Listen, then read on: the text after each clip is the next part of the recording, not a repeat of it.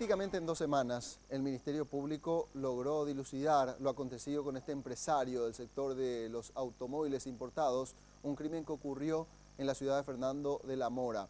De acuerdo a lo recogido como evidencia por la Fiscalía, el presunto autor moral de este crimen es un funcionario del Banco Central del Paraguay que había contraído una deuda millonaria con el fallecido. Para lograr este crimen, contactó con un efectivo policial de la Brigada Central que finalmente le encomendó a su hermano el realizar esta operación. También hay una mujer vinculada al hecho. Esta mujer, pareja sentimental del funcionario del Banco Central del Paraguay, había sido la responsable de buscar al sicario. Eduardo Rojas, de 46 años, es funcionario del Banco Central del Paraguay y miembro del Consejo Superior de la UNA.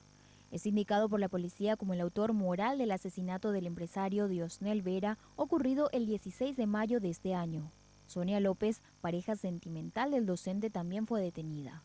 Según la policía, la pareja tenía una millonaria deuda con el empresario y debían cancelarla en la semana que ocurrió el asesinato.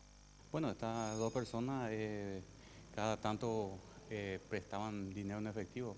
Esta persona que fue víctima del homicidio hace 8 días, ¿verdad? Y bueno, y tenía una fecha que cumplir y manejamos que de esos lados viene nuestro hecho en sí, ¿verdad? ¿Le habrían hipotecado una casa? A cambio de eso recibieron un préstamo de dinero? Efectivamente. El título en sí, hablamos de alrededor de 500 millones.